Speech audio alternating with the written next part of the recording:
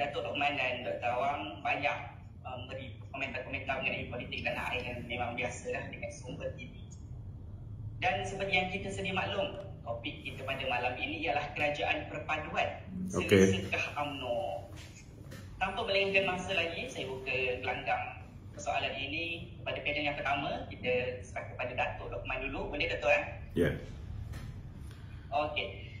Soalan ini adalah, sudah sebulan kerajaan ditubuhkan di bawah pimpinan Perdana Menteri Datuk Seri Anwar Ibrahim.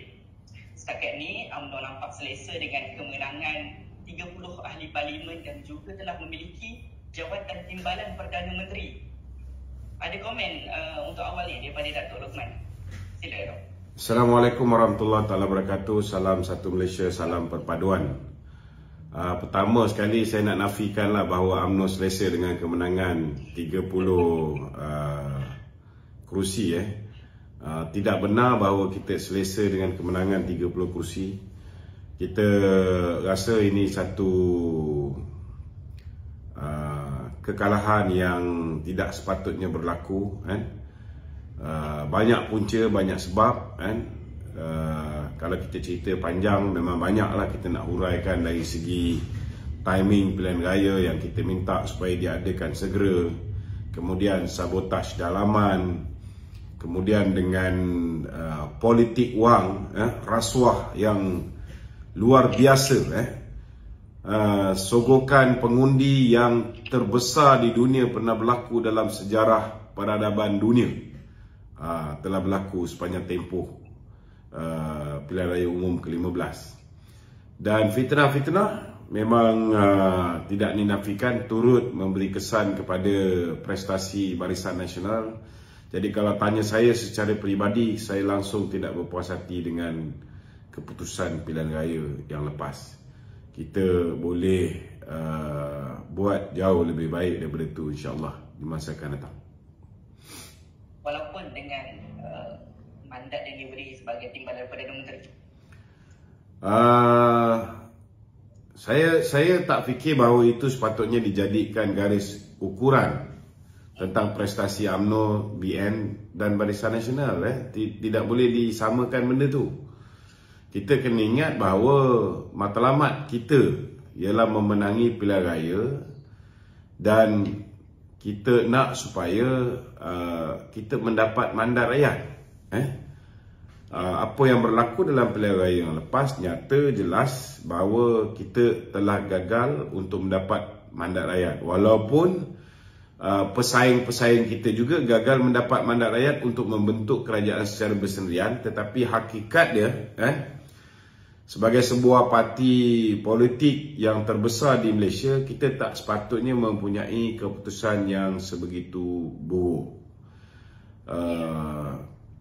Kita juga kena sedar bahawa hari ini kita punya Presiden menjadi timbalan Perdana Menteri kerana Perikatan Nasional tamak. Mereka tidak bersedia untuk menjadi timbalan Perdana Menteri. Kalau dia tak tamak, dia bersedia untuk memberikan laluan kepada Datuk Seri Anwar Ibrahim sebagai Perdana Menteri, dia menjadi timbalan, mungkin UMNO akan menjadi pembangkang hari ini. Jadi saya harap kita tidak menjadikan perlantikan Datuk Seri Zahid sebagai timbalan Perdana Menteri itu sebagai satu prestasi baik. Itu out of the question lah. Tidak benar sama sekali. Nasib kita baik kerana Perikatan Nasional menolak titah Kebawah Duli Tuanku untuk mewujudkan kerajaan perpaduan di antara Perikatan Nasional dan Pakatan Harapan. Dan bila PN tolak, Kebawah Duli Tuanku menitahkan supaya BN bekerjasama dengan PH. Dan kita terima, dan Alhamdulillah Datuk Seri Anwar Ibrahim, dia bernasib baik kerana dia belajar melalui kesilapan yang dilakukan oleh Muhyiddin, kesilapan yang dilakukan oleh Mahathir. Jadi dia tahu apa yang dia patut buat untuk memastikan kerajaan dia stabil. Dan dia mengambil keputusan yang sangat tepat dengan mengangkat Datuk Seri Zahid sebagai timbalan beliau. Okey. Terima kasih Dato'. Okey, saya ke Dr. Awang. Okay, soalannya adalah bagi saya UMNO sama-sama dapat bersama dengan Pakatan Harapan adalah sebenarnya tidak boleh dibayangkan oleh sesiapa pun. Jadi apakah tindakan UMNO untuk meyakinkan untuk disucikan dalam tanda petik disucikan oleh para penyokong PH? Mungkin Dr. Awang boleh komen. Sila Dr. Yang pertamanya, untuk tidak dapat mengimajinasikan kerjasama Barisan Nasional dengan PH itu sendiri, saya kira bagi pegaji sebelum 6 bulan ataupun setahun perkara itu boleh dijangka bahawa selepas PRU nanti tidak ada mana-mana parti mampu untuk membentuk kerajaan ataupun mencapai minimum majoriti asas. Ini sudah difikirkan dan sudah dijangka, ataupun kemungkinan kebarangkalian tersebut memang ada. Lebih-lebih lagi kita lihat terdapat yang pertama gerakan dalam UMNO itu sendiri yang dilihat cuba melakukan sesuatu terhadap Presiden mereka sendiri daripada 6 bulan, 7 bulan, 9 bulan sebelum pilihan raya sehinggalah hingga menjelang kempen pun. Jadi dengan adanya bantuan dalaman UMNO itu sendiri, memburukkan parti UMNO itu sendiri ketika kempen, memang seolah-olah bukan memberi kesan kepada Presiden saja, tapi kesan kepada parlimen-parlimen lain. Jadi memang perkara ini sudah dijangka. Dan kalau kita lihat perhimpunan UMNO, keputusan tentang UMNO, no DAP, no bersatu, no PAS. Maknanya apa? Maknanya tidak ada kerjasama UMNO dengan DAP maupun bersatu. Pada DAP ataupun bersatu tidak akan dilakukan. Namun ia perlu dilihat dalam konteks keputusan tersebut, dalam konteks menghadapi pilihan raya umum. Tidak ada pula saya lihat keputusan seumur hidup. Memang tak pernah sebuah parti yang dinamik akan mengatakan sehati sejiwa dan sebagainya. Tapi untuk berdepan dengan pilihan raya umum, selepas pilihan raya umum belum lagi diputuskan. Tetapi asasnya mereka perlu lebih berhati-hati untuk tindakan politik akan datang. Sebab tidak ada kawan yang kekal, musuh yang kekal dalam politik. Yang kekal ialah kepentingan.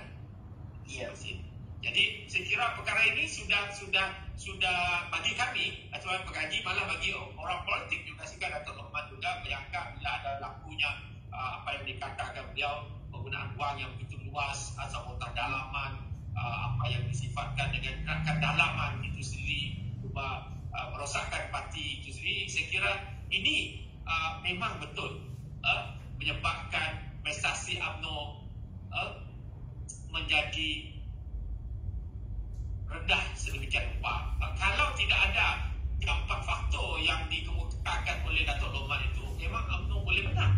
Banyak lagi jika sabotaj kalangan pihak tertentu dalam parlimen politik itu tidak turun dipujuk, tidak turun mengundi, penggunaan telefon dan sebagainya selalu diciptakan.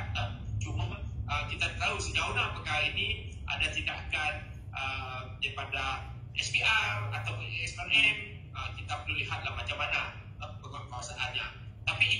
Tapi bagaimana yang keduanya, pensucian UMNO ini oleh musuh politik mereka sendiri. Tetapi kita kena lihat dalam kes apa yang berlaku terhadap Presiden UMNO. Dan ramai ahli UMNO tahu bahawa dan mereka percaya Presiden UMNO berdepan dengan lebih 80 tuduhan itu mereka anggap sebagai pendakwaan terpilih.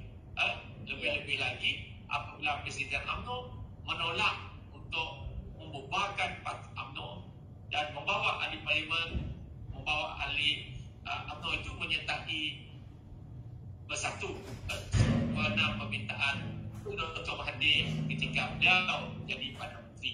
Tidak lama selepas beliau menolak, beliau terus drama ke mahkamah tersebut pun popular. Jadi masih ramai lagi ahli UMNO yang rasional, yang percaya ini ada kaitan dengan penolakan. Sebab difahamkan ada juga yang dikatakan terlibat tapi tidak didakwa. Jadi ini menarik dan kita lihat sejauh mana kerajaan yang ada ini dapat memastikan konsep keadilan dan sebagainya itu diperjuangkan. Jadi ini merupakan semacam open secret perangan orang politik itu sendiri. Seterusnya kita lihat apabila bagaimana nak mensucikan, bagaimana UMNO itu disucikan oleh DAP atau sebagainya, kita lihat apa yang dibuat oleh musuh UMNO itu sendiri. Ada yang mendesak pemilihan awal, ada yang kata pemilihan awal ada melibatkan ROS dan sebagainya. Kalau orang yang peka terhadap politik, mereka tahu ada kuasa politik tertentu yang cuba mempengaruhi keadaan politik dalam konteks UMNO. Sehinggalah saya kira perkara ini mulai sedikit berubah apabila didedahkan terdapat perjanjian di antara Perdana Menteri yang ke-9 dengan Perdana Menteri ke-8 sebelum itu. Ini juga sering dikemukakan dan dibawa oleh Datuk Lokman Adam yang banyak juga menjelaskan perkara tersebut. Jadi musuh UMNO tahu bahawa inilah kelemahan ataupun inilah satu strategi politik untuk melemahkan UMNO, dan DAP ataupun PH tahu jika ia dibiarkan keputusan, tentulah dari segi keadilan itu sendiri memang pilihan keluar pajak. Dan satu lagi kita lihat hubungan Presiden UMNO ini hakikatnya dengan pengurusi PH itu punya sejarah yang panjang.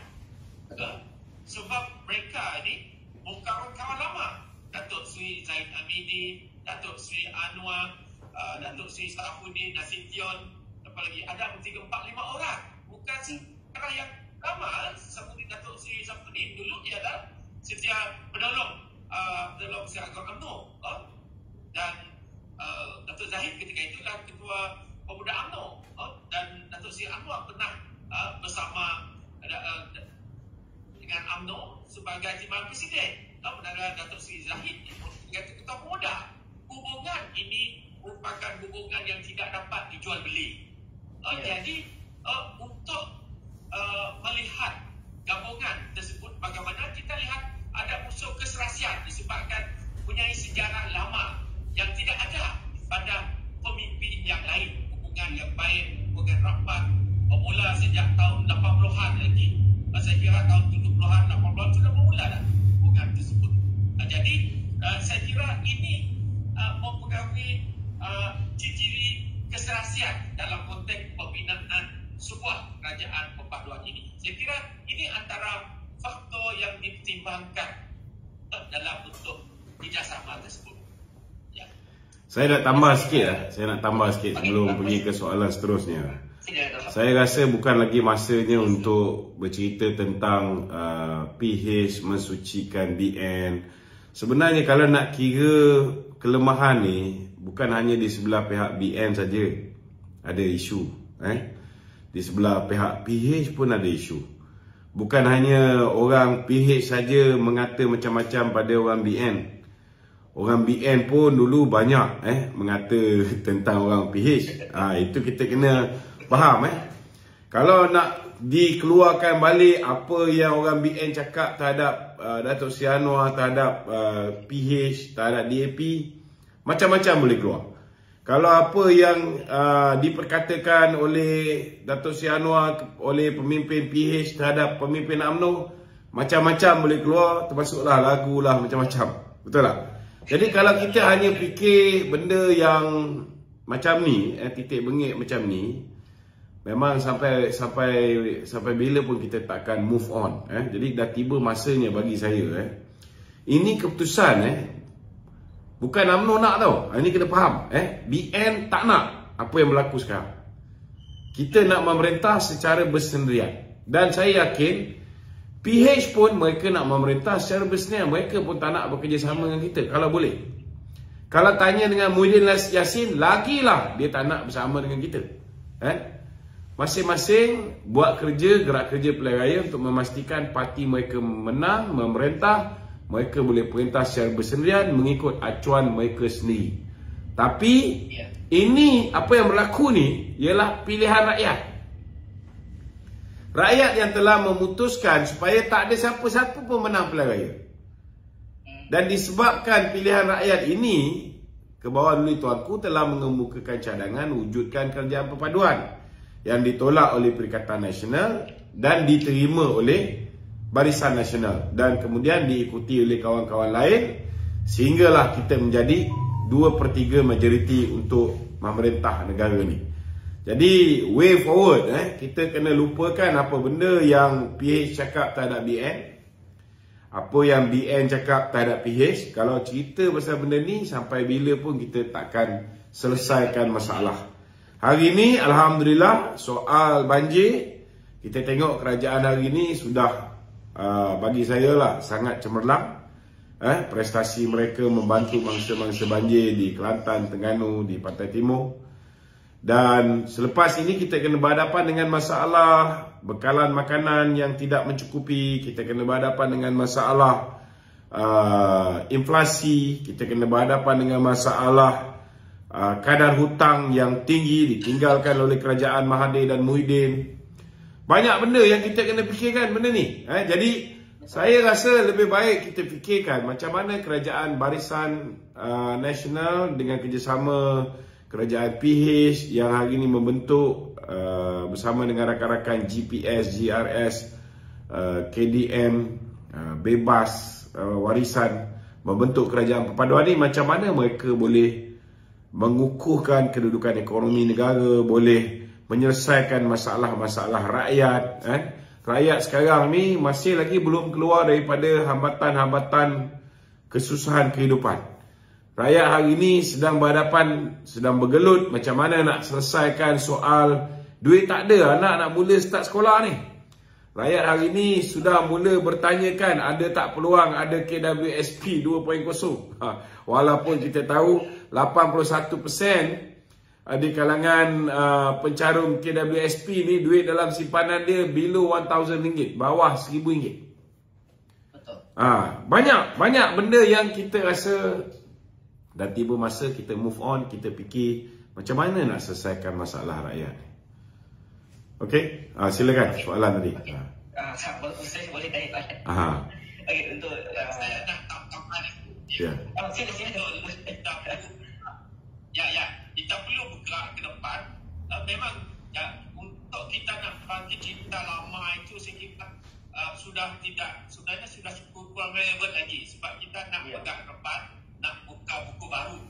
Dulu pun ada PAS nombor 1 tu ada yang mengata PAS parti pemimpin masa mereka musuh pun yang mengatakan PAS parti ajaran sesat contoh. Jadi bila mereka bersama tidak timbul lagi isu sedemikian. Jadi yang penting sekali lagi ini ialah untuk bergerak ke depan, untuk memikirkan penyelesaian, bukan memikirkan kisah-kisah yang lalu, tapi memikirkan masa depan, penyelesaian sama ada dalam tempoh jangka singkat, jangka pendek, jangka sederhana, jangka panjang untuk menerangi ataupun menyantuni kehidupan rakyat yang selepas berbagai peristiwa, selepas pandemik, selepas banjir dan pada tahun harapan dan minggu harapan lebih banyak lagi cabaran-cabaran ekonomi yang datang yang memberikan kesan kepada rakyat di seluruh Malaysia. Jadi inilah saya kira fokus yang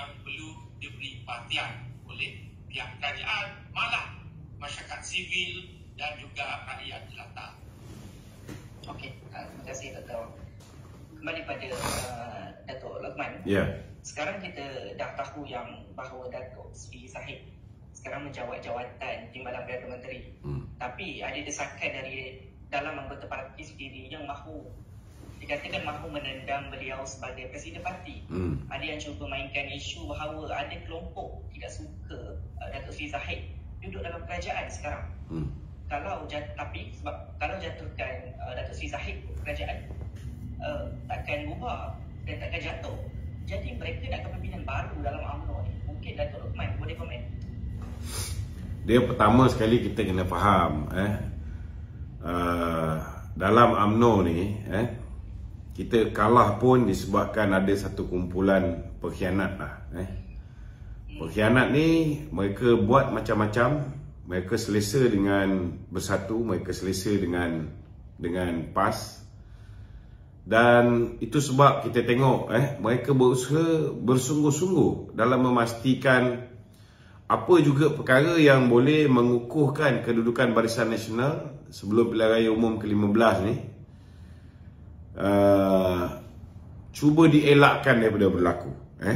Kita tengok banyak hasutan-hasutan supaya Perdana Menteri melengahkan pilihan raya, tidak buat pilihan raya segera. Kalau pilihan raya diadakan bulan 3 selepas kemenangan di Johor, selepas PH dan juga PN dan juga GTA kalah teruk, saya yakin kita mempunyai peluang yang sangat cerah untuk menang besar.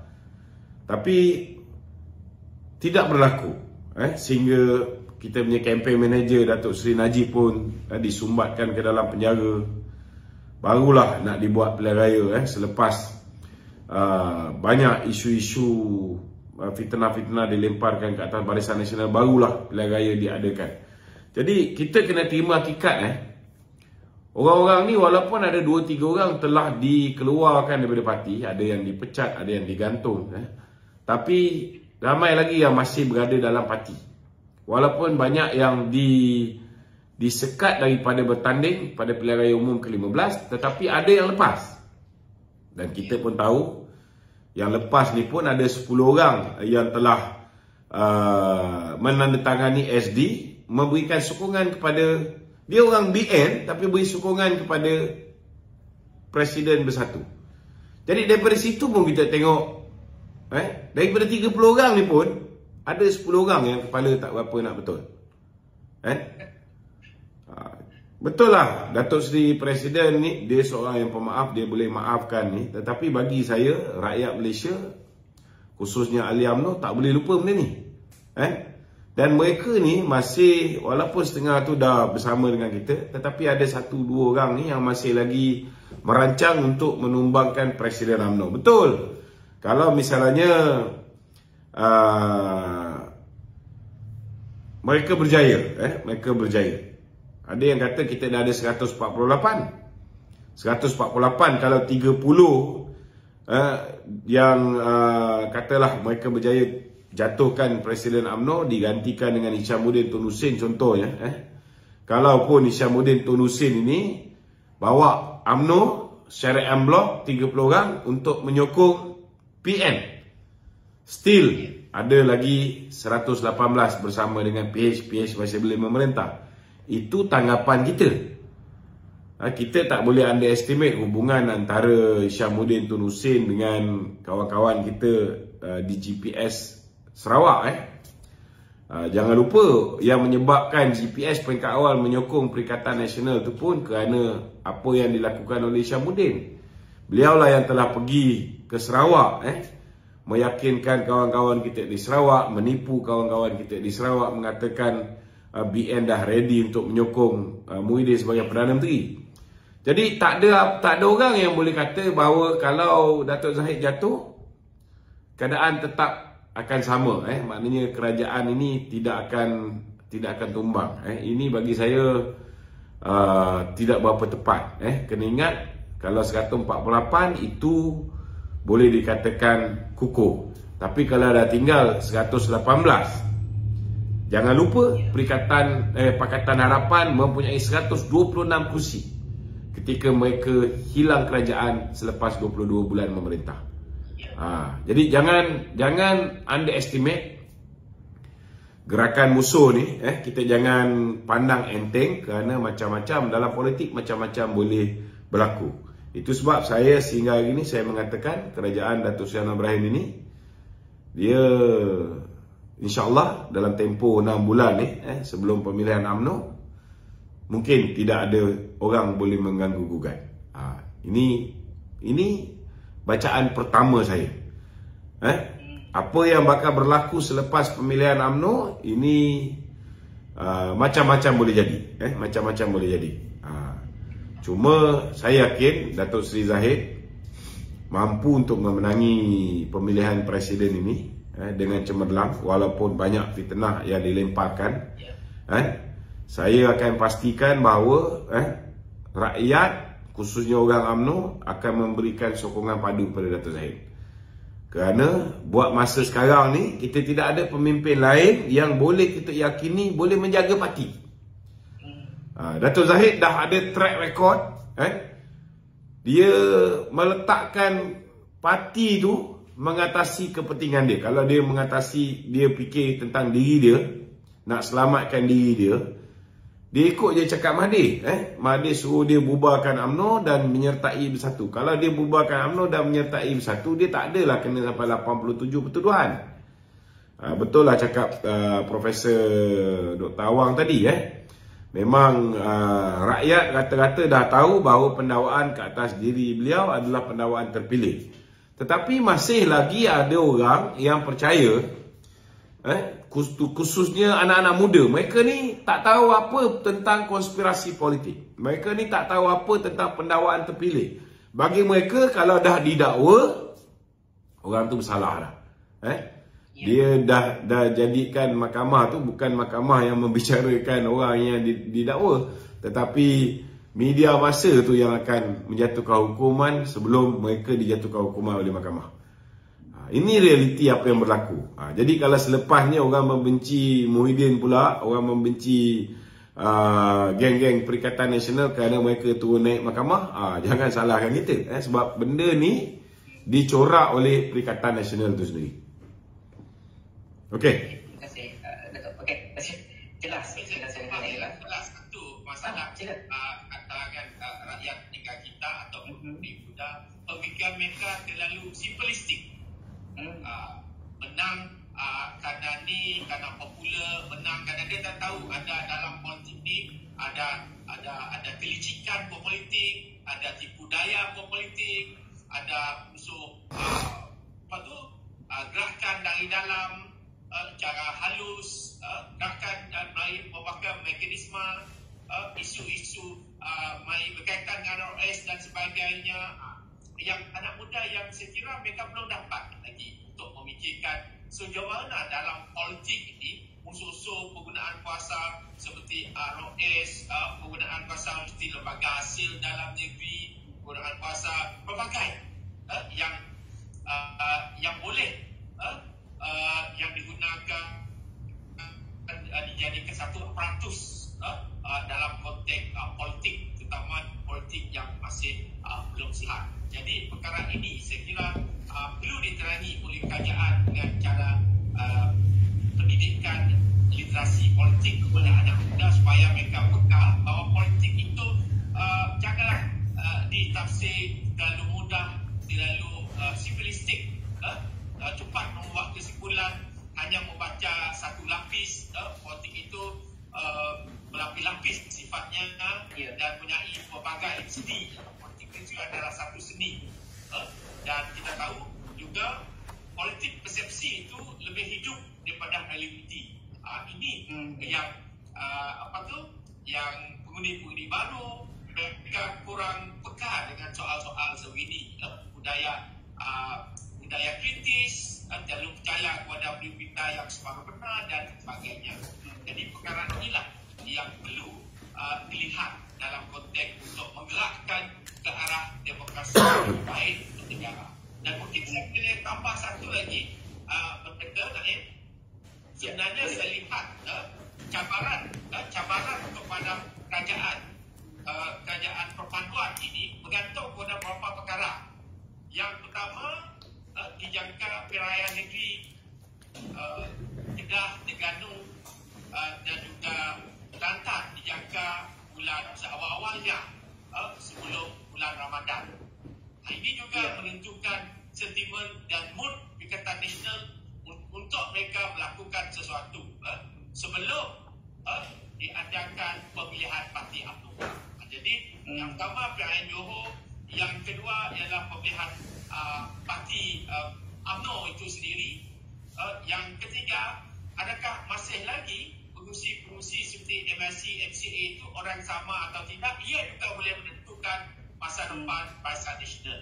Yang keempat, sejauh manakah isu-isu yang disebut kita tadi, isu ekonomi, kos kenaikan barang, perkhidmatan dan sebagainya, inflasi, masalah kenaikan harga yang berlipat ganda, isu seperti masalah telur, isu jalan raya dan isu macam-macam perkara. Sebab isu-isu benda ini, isu yang sama, isu yang berulang selalu dijadikan naratif. Sejauh mana kerajaan ini mampu menangi naratif tersebut dengan jaya dan dengan penyelesaian. Jadi ia perlu dihadapi dengan memberikan bukti dengan cara melaksanakan pembaharuan, mempelbagaikan pendapatan negara dan memberikan kesedaran hidup dengan memastikan peluang pekerjaan yang lebih baik untuk anak-anak muda, untuk rakyat negara ini. Jadi inilah saya kira dalam tempoh 1 tahun bolehlah kerajaan perpaduan ini merasa selesa sedikit. Kalau tidak dijanji perkara itulah yang menentukan jatuh bangunnya sebuah kerajaan perpaduan ini. Jadi 3 bulan yang pertama, 6 bulan pertama, 9 bulan yang seterusnya menentukan kelangsungan kerajaan perpaduan ini yang perlu semua saya kira bukan saja ahli politik tapi kalau rakyat yang mendukung kerajaan ini, mereka perlu sama-sama membantu dan kurangkan politik untuk memastikan penyelesaian, memberikan penyelesaian kepada rakyat itu dapat dicapai dan memberikan impak kepada rakyat. Jangan kita umum 500 juta, 800 juta, tapi limpahannya tidak terasa di kalangan orang-orang kelas bawahan. Jadi inilah bagaimana kerajaan nak mensasarkan subsidi. Misalnya, kalaulah Perdana Menteri mengumumkan cara cepat untuk mengurangkan beban hidup, bakal memberikan harga minyak untuk motosikal berkuasa rendah lebih rendah 5% daripada harga kereta, harga minyak kereta misalnya. Ini memberikan cepat limpahan dirasai oleh kelas-kelas pekerja. Ini antara idea yang boleh dilaksanakan, akan memberikan kesan kepada rakyat dengan lebih baik.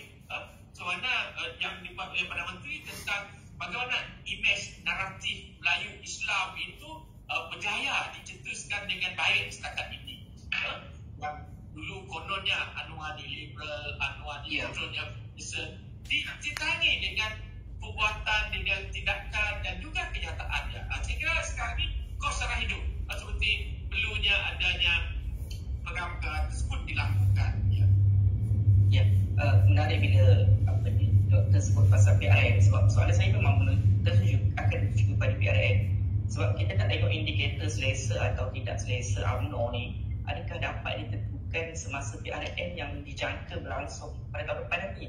Barisan Nasional dan Pakatan Harapan dah sekarang kita nampak dia memang solid bergabung dalam solid bergabung. Jadi macam mana pula lepas PRN nanti, adakah mungkin UMNO akan lebih selesa? Mungkin Dr. Awang beri komen sikit.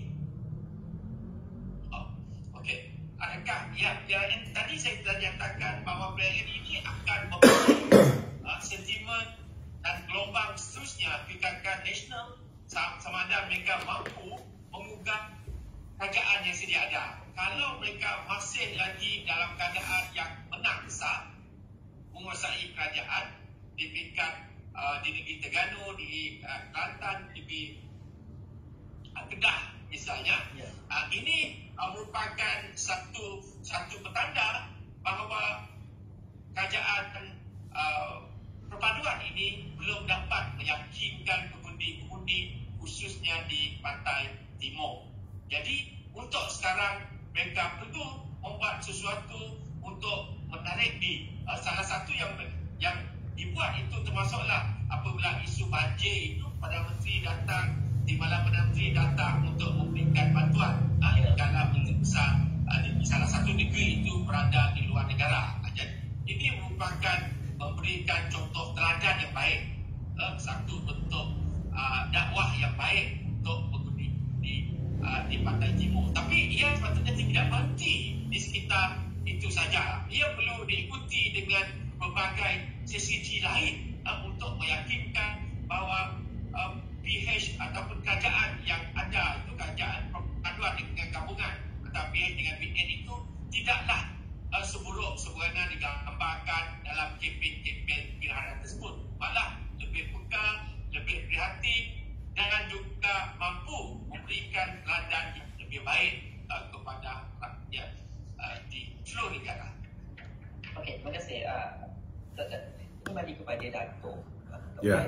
Sekarang kita lihat, sekarang PAS dilihat semakin menekan parti PAS yang semakin menekan Pakatan Harapan atau Barisan Nasional yang ada dalam kerajaan sekarang. Dia tekan pakai apa? Sebagai tomahan.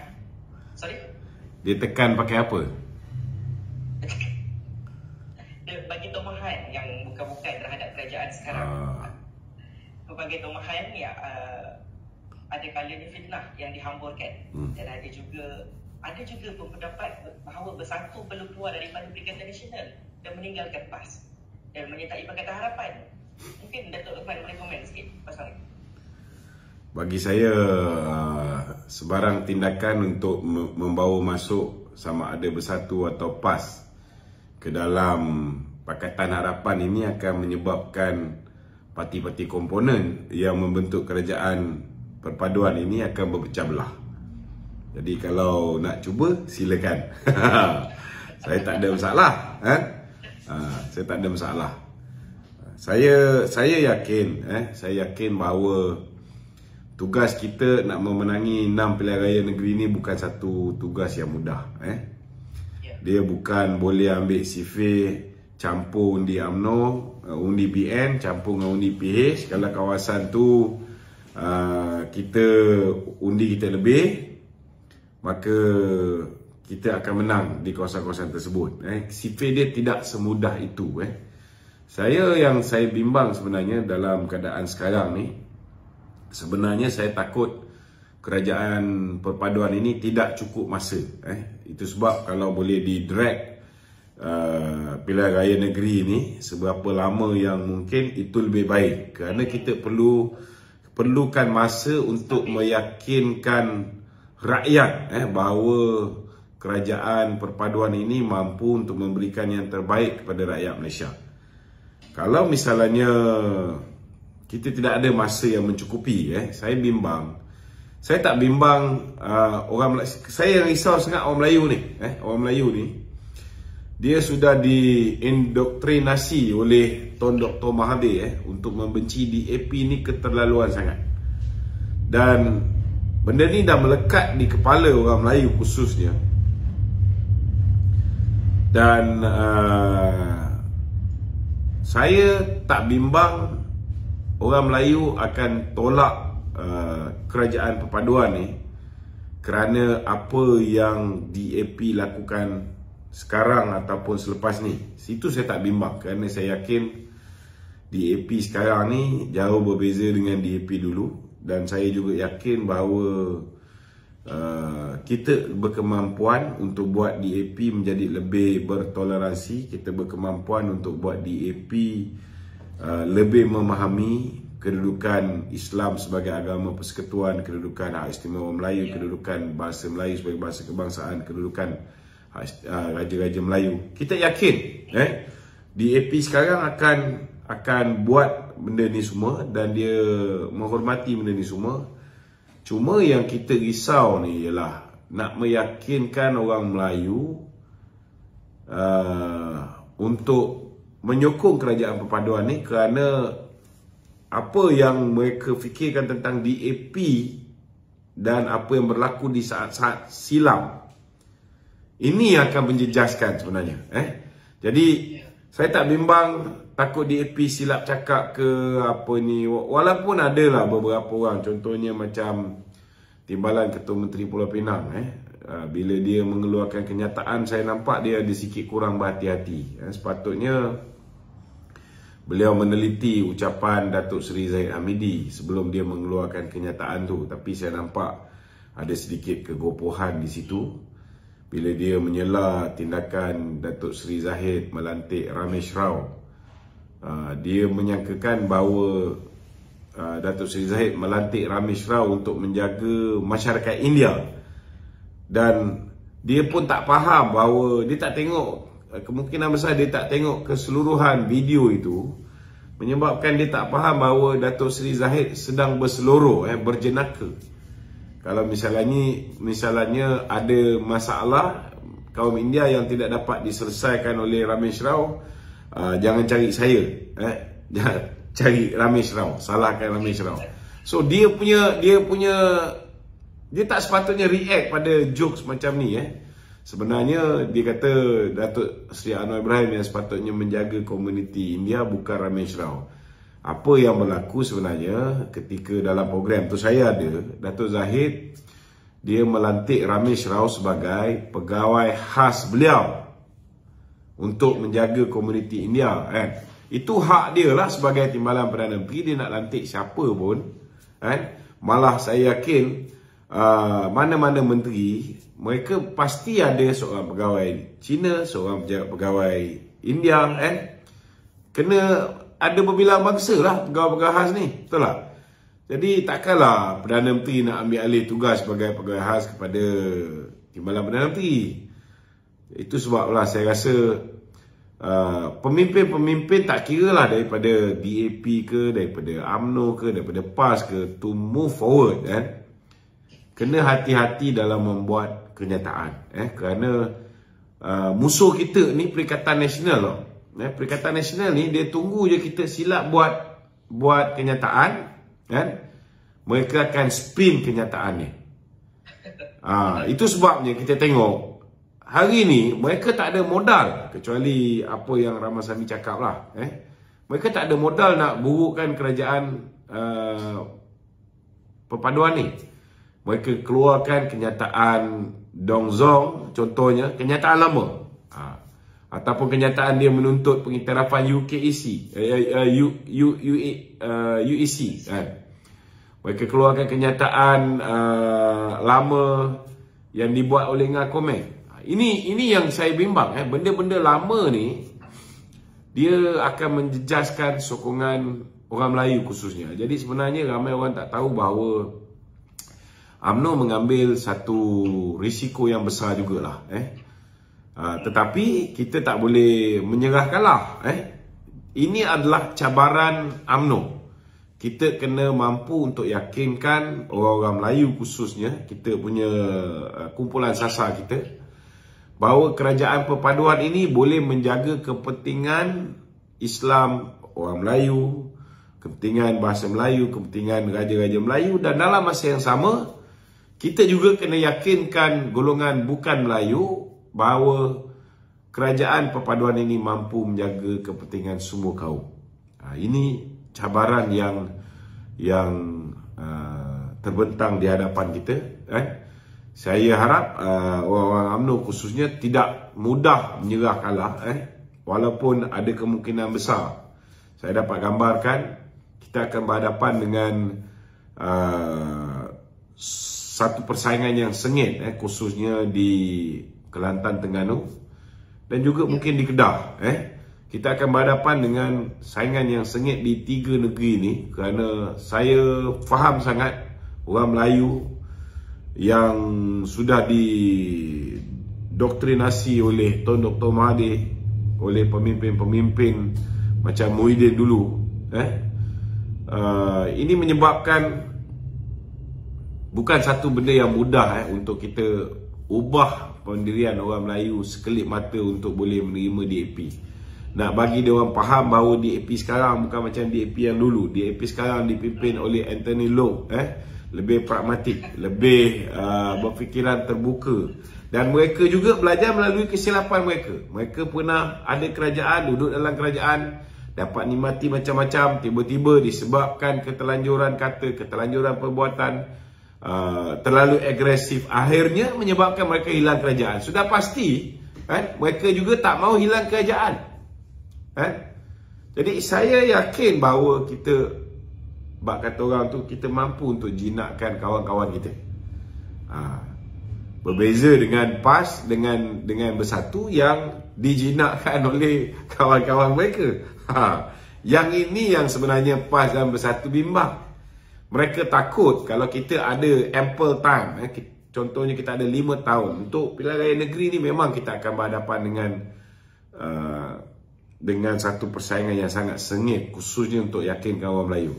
Tetapi untuk 5 tahun akan datang, saya yakin kerajaan perpaduan ini mampu untuk yakinkan masyarakat berbilang kaum dalam negara ini bahawa inilah adunan kerjasama yang mantap yang boleh membawa Malaysia ke arah sebuah negara yang hebat, insyaAllah. Okey, terima kasih Datuk. Penerangan yang jelas. Saya kembali kepada Dr. Awang mengenai kes mahkamah tadi kan. Saya nak gali lagi mengenai isu tu. Menurut Dr. Awang, kalaulah kes-kes kluster mahkamah diteruskan dan didapati pemimpin yang bersalah, apa yang akan jadi dalam UMNO dan akibat kepada pembentukan kerajaan, Dr. Okey, yang pertama kita perlu percaya pada prinsip keadilan undang-undang. Saya kira contoh apapun keputusan mahkamah kita perlu hormati. Yang kedua, ada proses-proses seterusnya. Kalau misalnya isu kes atau Sri Najib, ada ruang untuk membuat rayuan pertama, rayuan kedua dan sebagainya hingga ke mahkamah persekutuan misalnya, mahkamah tinggi. Jadi ia bukanlah satu proses yang tiba-tiba dan tidak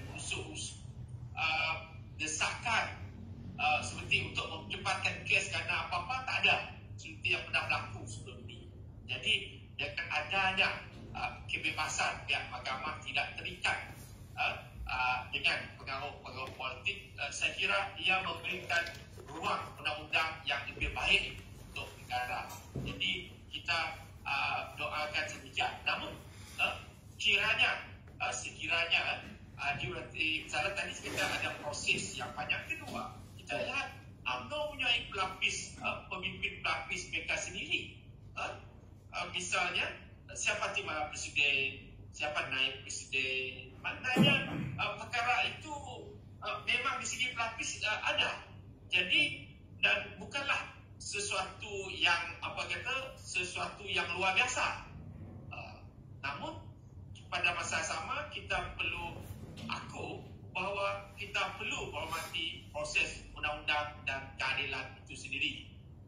Bermakna kita yakin dan pada masa sama pastikan tidak ada campur tangan dalam urusan mahkamah dan sebagainya.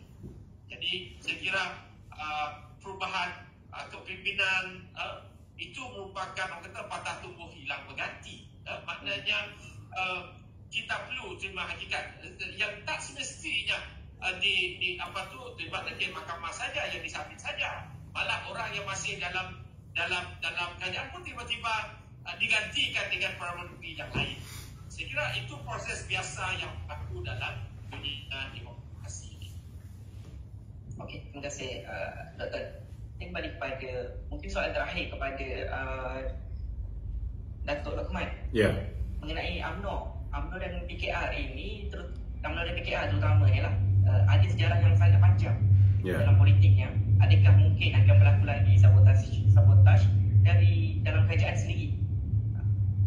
Ataupun daripada Akak Umbi, mohon komen. Datuk. Kita kena terima hakikat bahawa semua orang ni datangnya daripada UMNO. Yang mula-mula tinggalkan UMNO PAS, diikuti oleh Semangat 46, diikuti oleh Datuk Seri Anwar Ibrahim yang dipecat pada 2 September 1998. Kemudian kita tengok Tun Dr. Mahathir keluar daripada UMNO 2 kali, bukan sekali, 2 kali. Kemudian Muhyiddin dipecat. Saya boleh katakan bahawa UMNO ni jadi porak-peranda ni semua kerana Mahathir. Semua kerana Mahathir. Jadi disebabkan Mahathir pun saya rasa nyawa politik dia dah dicabut di Allah Ta'ala ni. Bila dia hilang majoriti di kawasan dia sendiri dan semua parti dia hilang deposit. Dia sendiri pun hilang deposit, anak dia pun hilang deposit. Saya rasa itu sudah menjadi satu bak kata orang tu gambaran yang sangat jelas bahawa rakyat Malaysia menolak Mahathir. Dan bagi saya, Datuk Seri Anwar Ibrahim adalah satu ketika dahulu bersama dengan UMNO. Dia pun faham UMNO. Saya yakin kalau misalnya dia tidak dipecat pada dia dipecat daripada Timbalan Perdana Menteri 2 September 1998, 3 September dia dipecat sebagai ahli UMNO. Kalau dia ada pilihan, dia pun tak mau dipecat daripada UMNO ni. Dan saya rasalah memandangkan Mahathir ni dah tak ada. Kita anggaplah dia dah macam tak ada. Saya rasa untuk jangka panjang proses menyatukan orang-orang Melayu ni penting. Menyatukan orang-orang Melayu ni penting. Jadi kita jangan fikir lagi, tak payah tengok lagi ke belakang. Apa yang berlaku yang lepas tu lepas lah. Kita nak buat macam mana, Rakyat pun nampak rayanya memberikan isyarat dia tak nak bagi tak nak bagi mana-mana parti menang. So suka tak suka rakyat dah pilih untuk kita bergabung dengan bekas kawan-kawan kita dan musuh-musuh kita. Kena faham dia orang ni semua bekas kawan-kawan kita dalam UMNO. Ada yang terpelanting keluar, ada yang keluar parti apa semua. Ni punca semua Mahathir. Sekarang Mahathir dah tak ada. Jadi this is the time to do national reconciliation. Maknanya kita buat satu penyatuan di peringkat nasional. Kalau Muhyiddin nak kembali bersama dengan kita, dia kena kurangkan sikit ego dia lah. Tapi saya rasa mungkin itu jauh sangat lah. Mungkin orang UMNO pun tak nak tengok muka Muhyiddin ni dalam parti kita. Tetapi bagi saya, tak ada mustahil kalau satu ketika nanti semua orang akan kembali bersama dengan UMNO. Khususnya orang-orang yang pernah berada di dalam UMNO tu. Jadi kalaupun tidak bersama dalam sebuah parti, kalau kita boleh terus kekal bersama dalam sebuah apa yang dipanggil sebagai coalition ataupun sebuah parti komponen, itu pun dah kira bagus. Dan bagi saya hari ini UMNO masih lagi sebuah parti yang mempunyai keahlian di kalangan orang Melayu paling ramai di Malaysia. Dan kelebihan dia hari ini kita bekerjasama dengan PH yang mempunyai sokongan pengundi bukan Melayu paling ramai di Malaysia.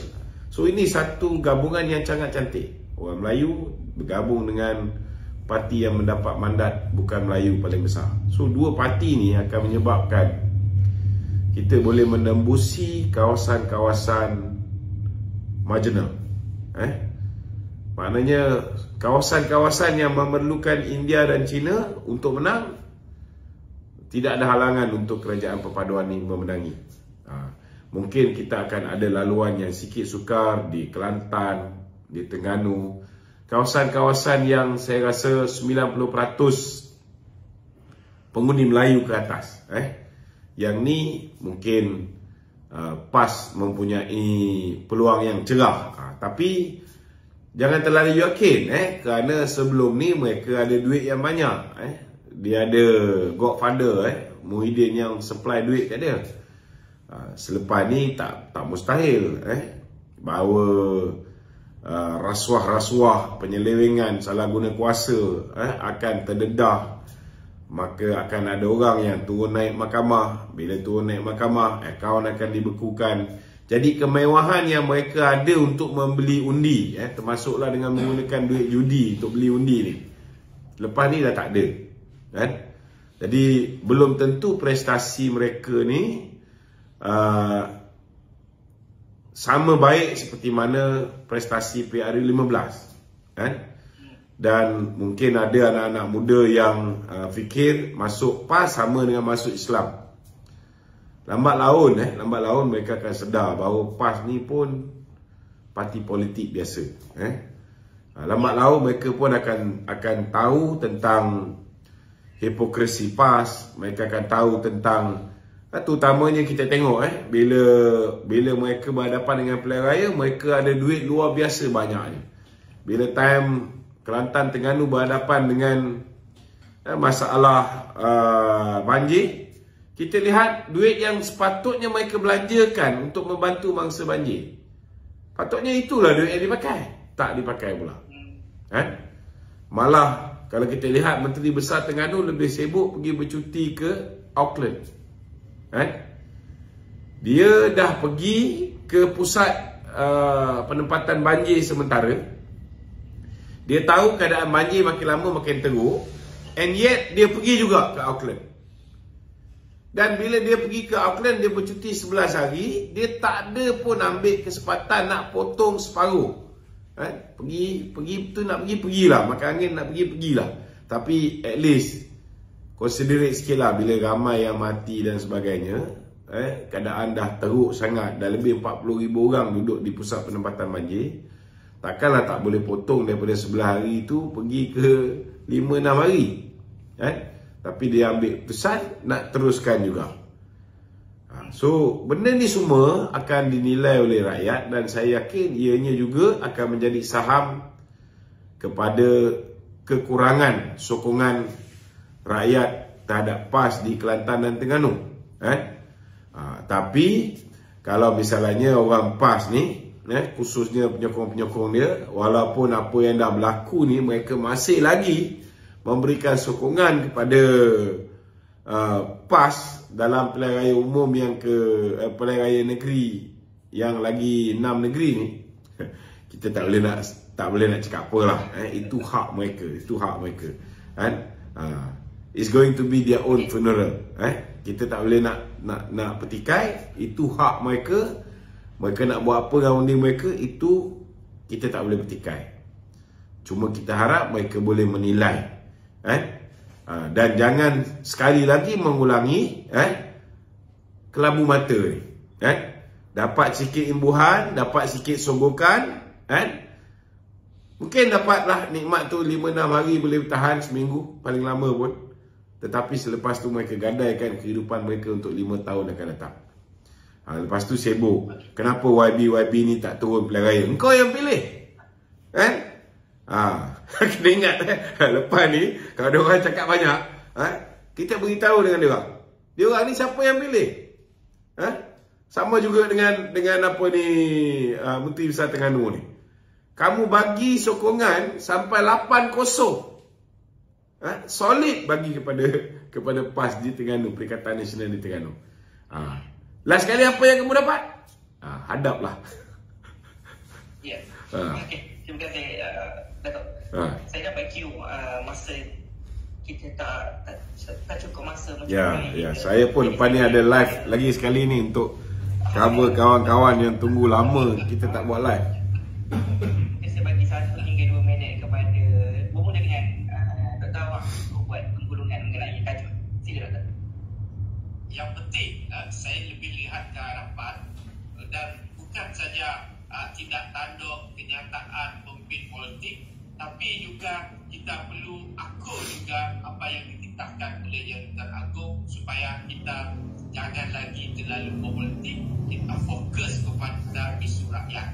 Dan pada masa yang sama juga untuk rakyat biasa seperti orang macam saya ni, kita perlu sama-sama mendukung the government of the day, kerajaan yang sedia ada, bagi peluang kepada mereka. Bukan dah baru tak sampai 2 bulan sudah macam-macam, seolah bersamaan 12 bulan. Jadi kita kena berlaku adil dalam memberi penilaian. Bukan baru 1 bulan angkat sumpah, baru 2 bulan angkat sumpah, sudah mengharapkan seperti benda itu sudah diperintah selama 17 bulan ataupun berapa bulan yang baru. Jadi peluang itu perlu untuk dibuktikan, barulah kita membuat penilaian yang lebih adil dan saksama. Jadi itu perkara yang perlu dibuat untuk kita sama-sama ke depan. Dan secara rumusannya seterusnya saya lihat bahawa kita tak perlu lagi lah kita tengok belakang apa sekali. Yang kita nak lihat ialah penyelesaian dan tindakan. Mana-mana parti politik itu misalnya bila memegang jawatan Perdana Menteri, kadang-kadang tidak boleh saja menjadi bersifat pendakwa, terlalu memaafkan dan sebagainya. Pada masa yang sama, dakwah itu boleh pelbagai kan. Dakwah itu bukan sekadar memberikan ruang dan sebagainya, tapi pada saya menunjukkan ketegasan kerajaan yang ada. Jika tidak tegas, tidak berani bertindak mengikut apa yang diyakini sebagai benar, itu saya kira kerajaan ini tidak lama.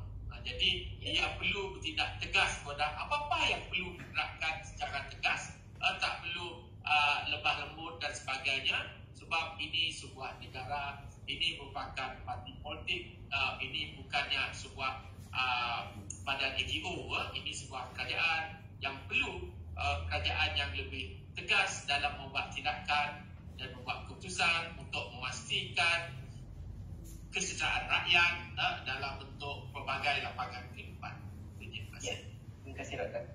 Saya serah kepada Datuk untuk buat penggulungan 2 minit. Okey, saya rasa saya dah cakap lah semua benda yang saya nak cakap. Cuma saya mengharapkan supaya jentera-jentera UMNO, begitu juga dengan PH di semua peringkat kena rancakkan program-program secara bersama. Kita minta supaya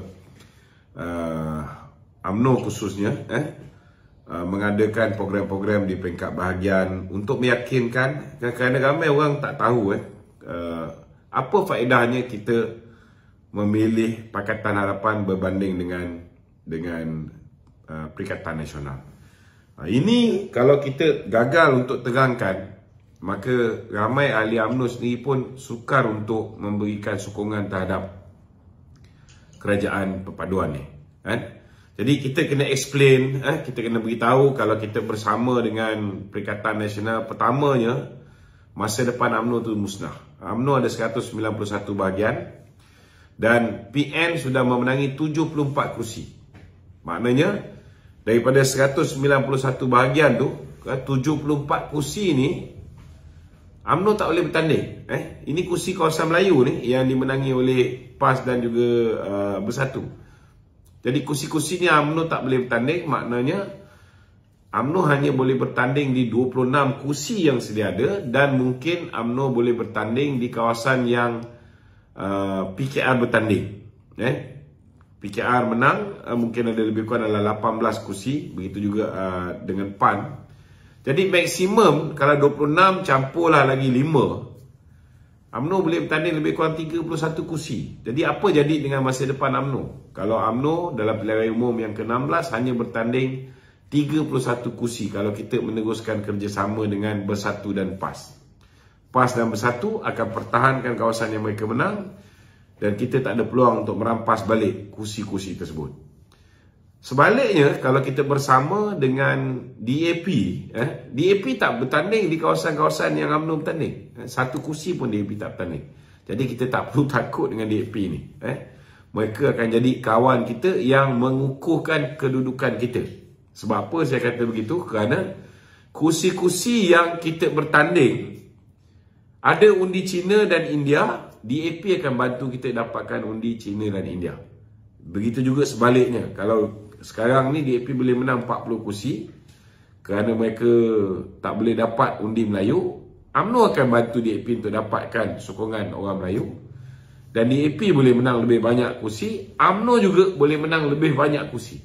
So kalau kita boleh explain win-win situation ni, kita akan lebih mudah buat orang boleh terima kerjasama baru antara UMNO dengan Pakatan Harapan.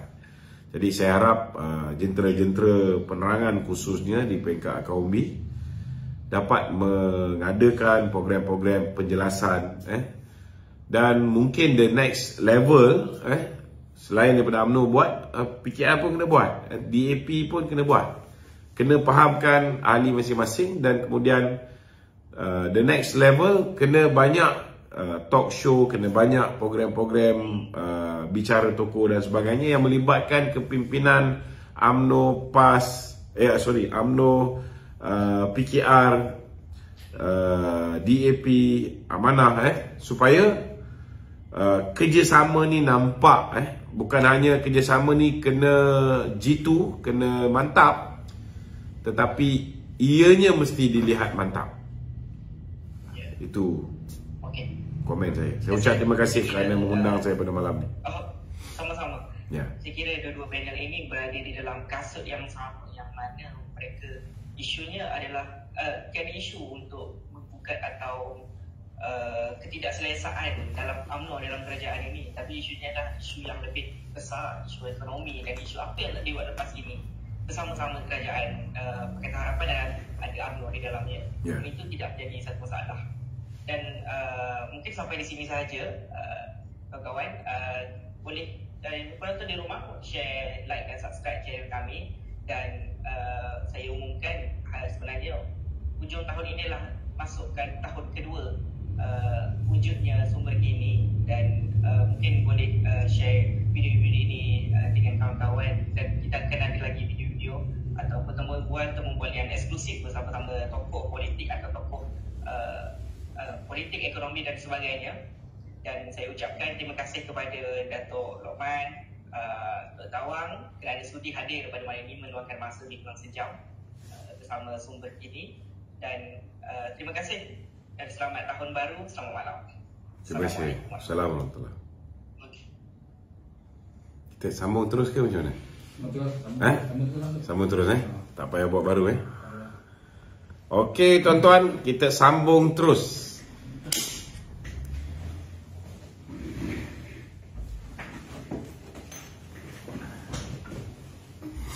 Okey, minta tolong share. Kita sambung terus dengan soalan-soalan pada malam ni. Saya rasa ramai penonton kat rumah pun dah tak sabar-sabar banyak soalan-soalan yang dikeluarkan. Okey, silakan saudara Wan Kuris. Assalamualaikum tu. Assalamualaikum.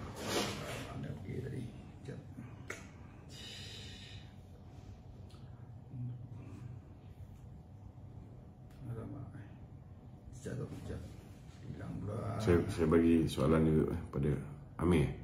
Amir. Wan Kuris.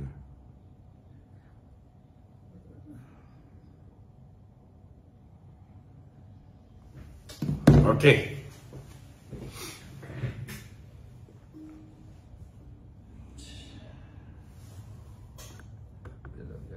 Anda pergi tadi. Aku dah WhatsApp kau.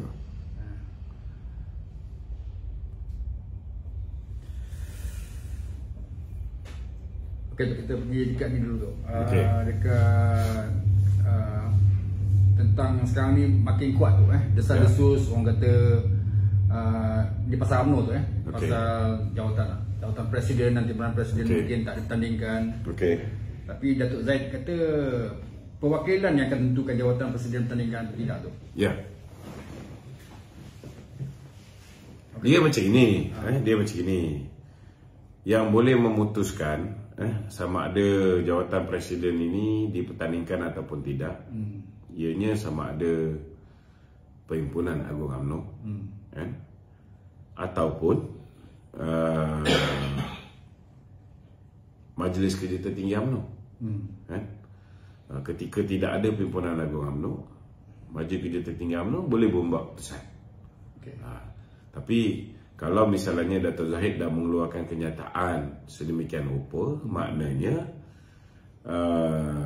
keputusan itu akan dibawa dalam mesyuarat agung mesyuarat agung UMNO ataupun PAU pada bulan 1 ni lah. Jadi sama je lah kan? Nak pilih pemimpin pun perwakilan yang akan menentukan kan? Sama ada nak bertanding tak bertanding pun perwakilan juga yang akan menentukan. Jadi maknanya bila Dato' Zahid sendiri cakap macam maknanya tidak ada penggunaan kuasa veto ke kuku besi ke, tak timbul soal tu. Kita kena ingat Dato' Zahid pun dah explain dalam program dia semalam bersama dengan Rafi Awang Kecil di NR Channel.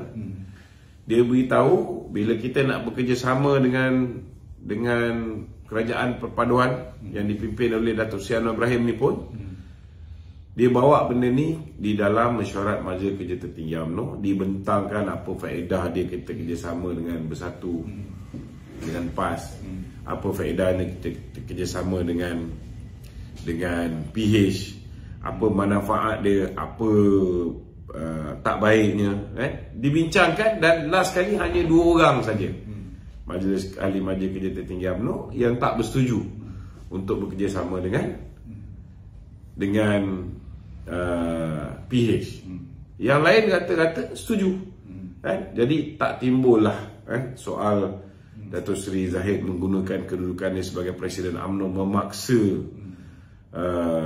UMNO untuk bekerjasama dengan Dato' Sri Anwar Ibrahim. Tak ada. Tak timbul. Ini kena jelas. Okey? Okey tu ramai kawan-kawan daripada PH tu Tapi Datuk tadi dah ulas tadi mengenai okey, tak apa, boleh cakap lagi sekali. Boleh cakap sekali gitu. Dia kata dia harap Datuk boleh bagi penjelasan kerana bila pelantikan yang dibuat terhadap Ramesh Rao tu Datuk Sri Ramesh Rao untuk menjaga hak ehwal kaum India tu penyokong PH ni rasa macam terhina lah tu. Okey, ini kena faham kena faham. Ramesh Rao dilantik sebagai pegawai khas kepada TPM. Ramai orang mungkin tak tahu, dia bukan disuruh jaga kaum India seluruh Malaysia. Tak betul tu. Jangan salah. Biasa mana-mana menteri, malah ahli parlimen pun, adun pun kadang-kadang dia ada pegawai khas, satu Melayu, satu India, satu Cina. Biasalah tu. Jadi untuk Timbalan Perdana Menteri yang mewakili kaum India yang dipilih oleh Ramesh Rao. Bukan kerja dia jaga semua kaum India kat Malaysia ni. Tak betul. Kena faham tu. Maknanya sebagai pegawai khas mewakili komuniti kaum India lagipun TPM ni dia boleh lantik bukan seorang, 2-3 orang pun boleh. Kalau contohnya Ramesh ini mewakili komuniti India daripada NGO, mungkin lepas ni ada seorang lagi pegawai khas nama ini jaga komuniti India, mungkin orang ni daripada pertubuhan politik, daripada MIC ke apa contohnya, ataupun daripada Makar Sakti ke. Ini atas Perdana Menteri lah dia nak lantik pegawai saja, pegawai khas. Bukannya cuma masa Dato' Zahid ada, saya ada kat situ, dia berseluruh. Dia kata selepas ni Ramesh akan jaga komuniti kaum India. Kalau ada yang tak dijaganya, jangan cari saya, cari dia. Dia berseluruh, dia bergurau. Kau tahulah Dato' Zahid dia suka bergurau. Bukanlah macam tiba-tiba Ramasamy kata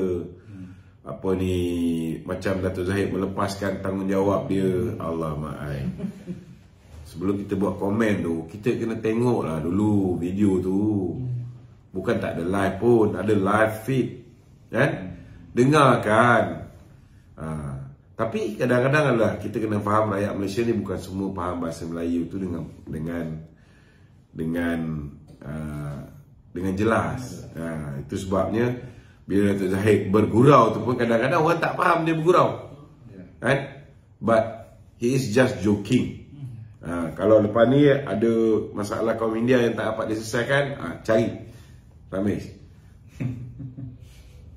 Takkanlah Ramesh jaga semua komuniti India. Berapa besar komuniti India ni nak seorang pegawai dia jaga. Kan? Memang betul lah Datuk Asri Anwar, dia Perdana Menteri, dia jaga semua kaum. Bukan Ramesh Rao menggantikan tugas Perdana Menteri.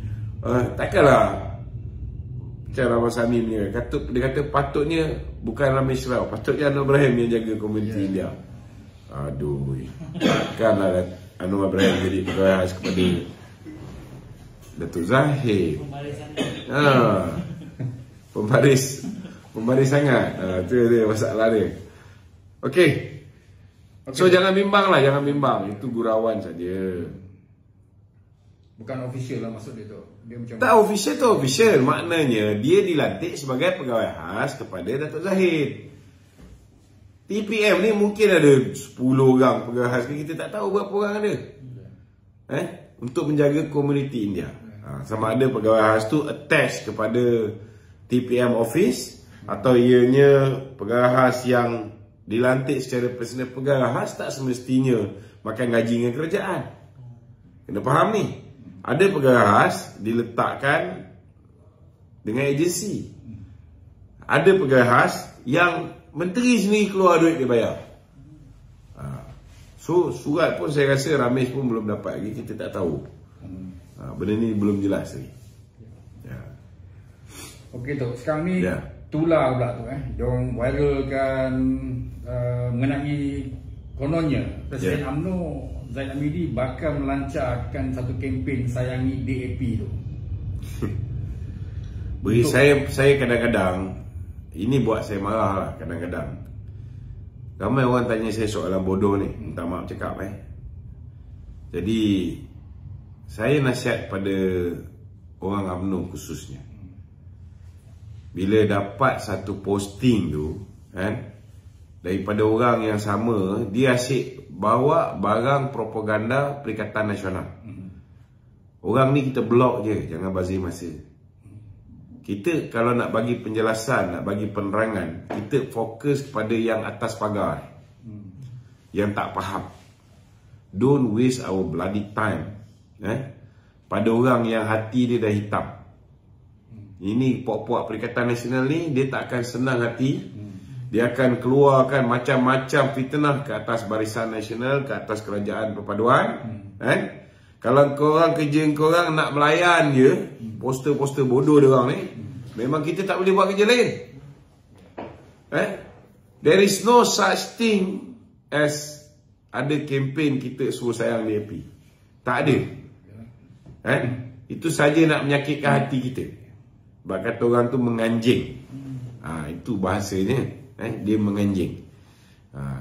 Jangan ingat dia orang je pandai menganjing, kita pun pandai menganjing juga. Betul tak? Sebab dia orang ni duit judi banyak. Betul tak? Modal pun masih lagi lebat. Jadi duit ni dia akan belanja sampai pemilihan UMNO. Nak beritahu ni, propagandis macai-macai Tom Faisal apa semua sekali ni, korang akan dibayar sampai pemilihan UMNO saja. Sekarang ni memang kita tahu dia orang masih keluar lagi duit, walaupun dah lepas pilihan raya, walaupun bos-bos dia orang ni dah tak jadi menteri, mereka masih keluar duit untuk sabotaj Datuk Zahid, untuk rosakkan imej presiden. Mereka akan bayar. Tapi kena ingat, lepas pemilihan parti, korang takkan dibayar lagi. So kalau korang ambil duit malaun-malaun ni, dan akhirnya korang membantu untuk menjahanamkan parti kita, selepas pemilihan parti ni, korang fikir sendirilah apa nasib korang. Itu je nak beritahu. Sekarang ni memang dia orang masih dibayar.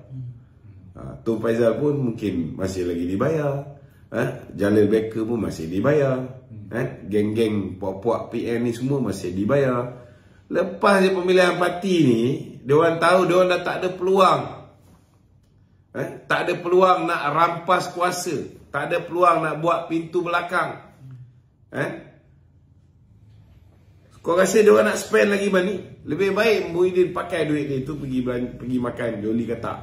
Macam apa ni, Samsuri. Baik pergi luar negara, enjoy duit dia orang. Sekarang ni sebab masih ada ruang nak menjatuhkan kerajaan, sedia ada. Dengan cuba merampas pucuk pimpinan parti. Bila dia dapat rampas parti tu, dia dapat tukar hala tuju UMNO daripada bekerjasama dengan PH, bekerjasama dengan PN. Itu je tujuannya. Tapi selepas mereka kalah nanti, dia tak berjaya untuk ambil alih daripada Dato' Zahid, masa tu mereka akan give up. They will not spend any more money on these people. Ini kita kena faham. Sekarang memanglah letih lah kita. Hari-hari kita jawab, dia orang jawab. Dia orang fitnah, kita kena jawab. Dia orang fitnah, kita kena jawab. Selepas lagi pemilihan parti ni, bulan 3 lah saya rasa. Settle lah. Lepas tu kau nak bulan puasa pun dia orang tak tanya khabar kau. Nak raya, jangan harap. Okey? Okey tu. Benar ke tu? UMNO ni dia syok sendiri tu, tak prihatin pada rakyat. Syok sendiri kenapa? Apa lagi yang UMNO tak buat? Selepas ni dah susah dah kita tengok presiden kita ni baik sangat kan. Dah tengok apa orang Kelantan, orang Terengganu buat pada kita pun, dia turun juga. Berulang balik. Dato' Seri Anwar Ibrahim pun sama juga, pergi turun juga bantu Kelantan Terengganu. Nasib baiklah ada orang ni, ada pemimpin UMNO, BN dengan PH ni yang walaupun macam-macam kita difitnah, kita ditomah, kita dicaci, dikeji, kita still membantu. Cuba kalau dia orang ni jenis hati kering sikit, kau dah cakap aku macam-macam, mampu korang lah banjir. Apa jadi? Apa jadi kalau pemimpin UMNO jenis hasad dengki macam pemimpin-pemimpin macam Muhyiddin ni? Apa jadi pada negara? Tak ke jahanam tu? Aku pun fikir-fikir lepas ni aku nak kena beli balik motor. Aku kena melayan mak rempit lepas ni. Betul. Kita buat pergi cuci apa ni, banjir apa semua, orang tak ambil kira lah. Kawan-kawan kita yang kalah-kalah ni semua sekali, apa khidmat dia orang tak bagi. Tengok Dato' Aziz balik, van jenazah lah apa benda daripada kau hidup lahir dia jaga, sampai kau mati pun dia jaga. Kalah. Macam mana? So lepas ni kita layan je orang muda. Kita pergi merempit sana, merempit sini. Kita buat benda yang orang muda suka je. Lepas ni kita main game. Kita layan je. Boleh macam tu? Okey. Okey tu. Sebelum ni tu, ada yang mengatakan, ada naratif tu mengatakan terdapat ahli UMNO sendiri tak pergi mengundi UMNO pada PRU 15 hari itu. Macam mana? Ada naratif mengatakan terdapat ahli UMNO sendiri pun tak pergi keluar mengundi pada PRU. Betul. 15. Betul.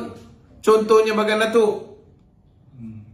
Ada pemimpin-pemimpin UMNO, ada orang-orang penting dalam kerajaan menghantar duit ke Bagan Datuk, suruh jangan keluar undi Dato' Zahid. Ada. Ada. Ni, tanya Isyamuddin yang nak tanding Presiden UMNO ni. Suruh keluarkan data seluruh Malaysia keputusan peti undi tentera. Apa jadi? Apa jadi? Kenapa tempat Dato' Seri Ismail Sabri okey? Tentera? Tok Mat nasib baik dia turun sendiri, dia handle sendiri. Tempat lain apa jadi dengan undi tentera? Dato' Zamri pun kalah. Tengok, Susah Agung BN pun kalah. Tentera tahu. fixed deposit kita dulu. Apa jadi? Sekarang ada hati nak bertanding Presiden UMNO. Kita tanam dia lumat-lumat. Pengkhianatan yang dia buat selama hari ni kita takkan lupa. Daripada mula parti kita kalah, dia sebagai pemangku timbalan Presiden parti. Kenapa tak bertanding? Kenapa lari? Tak bertanding tak apa. Kalau kau takut tak apa. Kau takut kes helikopter ke, kau takut kes tanah Mindef ke, tak apa. Kau tak payah bertanding. Tapi kenapa kau tergamar membantu Tun Mahathir untuk mencuri orang-orang kita? Dia suruh budak-budak dia masuk Bersatu. Dia suruh MP-MP ni join Bersatu. Dia kata kemudian dia akan ikut. Last kali bila kita menang Cameron Highland, dia tarik handbrake. Tu yang Ustaz Syabuddin Tasik Gelugur marah kat dia apa semua sekali. Kemudian geng-geng Sabah semua dipengaruhi. Boleh tanya dengan Yaakob Han, masih hidup lagi, belum mati. Boleh tanya juga dengan Akbar Han, bagaimana anak dia pun terlibat sama. Lompat parti, dah jadi ketua bahagian, lompat semua, habis semua UMNO Sabah. Siapa menyangka? Isyamuddin. Kita tak boleh lupa benda ni. Kalau kita biarkan pengkhianat macam ni jadi Presiden UMNO, mampus kita. Mampus. Kita tak boleh benarkan. Dah lah. Kita ingat dah selesai. Lepas pilihan raya, buat lagi. Dia mempengaruhi yang 10 orang ni. Padahal dah tanda tangan SD. Dah bagi aku janji pada Presiden parti. Tapi bagi SD pada Muhyiddin. Macam mana kita nak angkat orang macam ni jadi Presiden UMNO? Kerat 18 pun aku akan pastikan dia takkan jadi Presiden UMNO. Kita tak boleh ada pengkhianat macam ni. Cukuplah atuk dia, bapak dia semua mati luar UMNO ni. Kalau boleh dengan dia pun kita nak mati biar luar UMNO. Jangan masuk UMNO.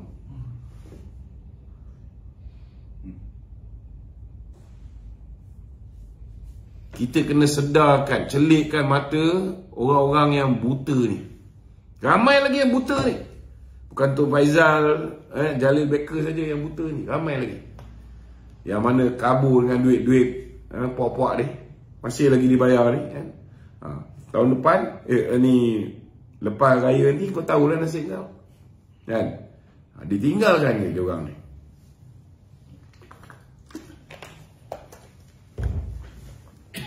Okey. Tapi baru-baru ni tu Isyamuddin kata apabila dia tanya hal tuju politik, dia kata dia masih lagi nak kekal bersama UMNO tu. Dia punya pasal lah dia nak kekal bersama UMNO. Tapi kita janganlah bodoh. Kau nak kekal dalam UMNO dengan kau nak pegang jawatan Presiden UMNO, sama tak? Tak sama. Kalau dia setakat kekal dalam UMNO pun menyusahkan kita, dia tak ada jawatan dalam parti pun, dia boleh pengaruhi 10 orang untuk bagi SD pada Muhyiddin. Kau bayangkan, kalau dia tak ada jawatan dalam parti, dia tidak ada dalam hierarki kepimpinan UMNO di peringkat pusat, tak ada jawatan, dia boleh pengaruhi 10 orang bagi sokongan pada Muhyiddin. Apa jadi kalau kita biarkan dia jadi Presiden UMNO? Hala tuju UMNO ni akan jadi banjingan kepada Bersatu sampai bila-bila. Dia tak peduli kalau lepas ni UMNO boleh bertanding 26 hingga 31 kursi saja. I don't care. As long as he can become the Prime Minister. Itu je yang dia peduli. Tak dapat timbalan, tak dapat Presiden, tak dapat Perdana Menteri, timbalan pun jadilah. Puak-puak yang bakal turun naik mahkamah ni, geng Bersatu dengan PH ni, Perdana Menteri pun dia sanggup bagi pada Isyamuddin kalau boleh rampas kursi Presiden. Boleh ubah hala tuju UMNO daripada bersama dengan PH, tukar pergi ke PN. Janji dia orang tak masuk mahkamah. Itu ya. Tapi what will happen to our future? Apa akan jadi pada masa depan UMNO? Kau nak biarkan UMNO kerjasama dengan Bersatu, dengan PAS, yang dia merebut kursi yang kita bertanding. Dan dia dah dapat kursi tu. 74 kursi. Confirm yang ni kursi UMNO tak boleh bertanding. What will happen to us? What will happen to the party? 191 bahagian. Kalau UMNO bertanding 31 kursi je, lagi 160 bahagian boleh tutup. Daripada sekarang ni tutup parti. Buat apa lagi buka? Nak jadi baruah kepada Bersatu? Macam PAS? Jadi jentera pada Bersatu? Sokongan yang hari ni Bersatu dapat pun PAS. 80 to 90% sokongan Bersatu tu PAS. Bersatu tak ada apa. Tapi kalau kita kerjasama dengan Bersatu, dengan kita-kita pun jadi baruah pada Bersatu. Jadi kuda tunggangan Bersatu. Ini Hisham Mudin tak peduli.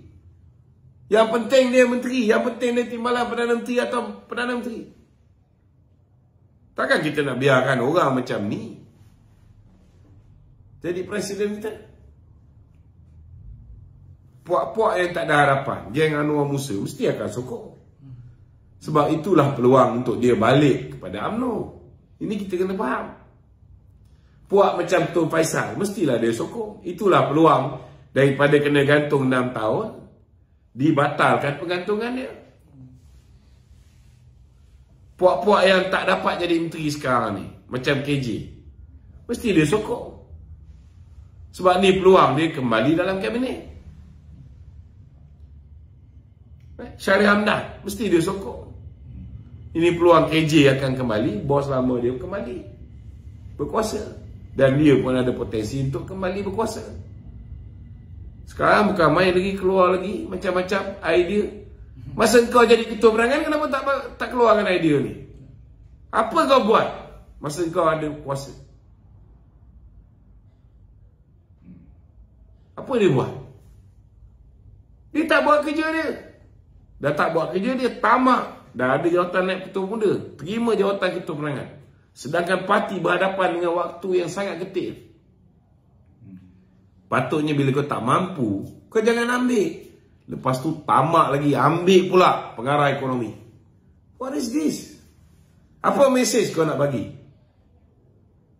Nak tunjukkan kau ikon orang muda yang tamak haloba? Tak faham bahasa? Ketamakan dunia tu menggelapkan mata dia. Walaupun ada potensi, tapi sayang, rosak nama dia. Jangan fikir dapat jawatan ni syok tau. Kena ingat, jawatan tu amanah. Amanah ni kalau dijaga dengan baik, kita boleh naik dengan jawatan tu. Tapi bila kita diamanahkan, kita tak perform, engkau akan terkubur dengan amanah tu. Jawatan tu nanti akan menyebabkan kau jatuh. Ini bala. Lepas tu ada hati tegur orang lain. Cuba kau bayangkan, kau sendiri tak perform, kau sendiri tamak haloba, ambil jawatan-jawatan, kemudian kau salahkan presiden. Mana ni? Muka muda handsome, tapi macam otak tak ada. Buat apa? Okey. Gitu. Politik dalaman UMNO itu, apakah langkah penyelesaian terbaik cara dia? Kalau apa masalah sangat kau orang ni? Aku tak faham apa masalah politik dalaman UMNO. Tak ada masalah dalam politik dalaman UMNO ni. Kalau setakat Hisham Mudin nak bertanding jawatan presiden, kau ingat orang UMNO ni gila? Kita dah takut siapa? Biarlah dia bertanding. Berapa banyak laporan disiplin ke atas Hisham Mudin ni? Dia pun belum tentu ahli UMNO lah. Besok lusa belum tentu ahli UMNO.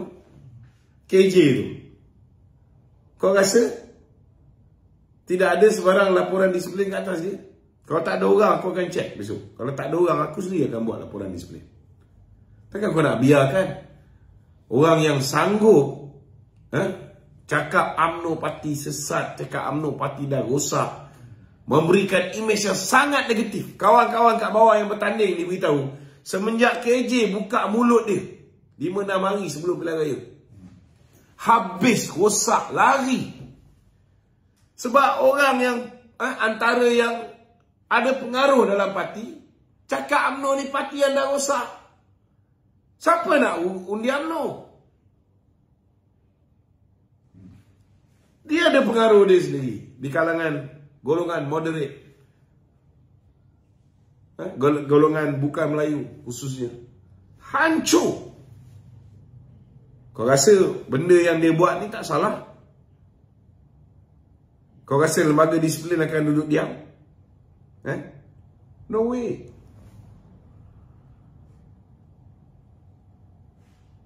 Nak lawan, siapa pun boleh lawan. Tapi siapa yang dah terang-terang langgar disiplin parti, parti tak boleh lindung orang macam ni.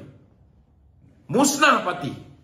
Lebih baik kita kuburkan UMNO kalau kita biarkan orang macam KJ, orang macam Hishamuddin terus menerus merosakkan parti. Tak boleh. Bila mereka langgar disiplin parti, kita kena ambil tindakan. Pemilihan, nak buat pemilihan, buatlah, tak ada masalah. Yang sibuk nak jawatan presiden ni sebab dia orang nak join dengan PN, nak join balik dengan PH, nak join balik dengan bersatu dengan PAS. Untuk apa? Untuk dia orang boleh jadi Perdana Menteri, boleh jadi Timbalan Perdana Menteri, yang kawan-kawan dia ni boleh jadi menteri. Itu je. Akal umbi dapat apa? Tak dapat apa. Tak dapat apa.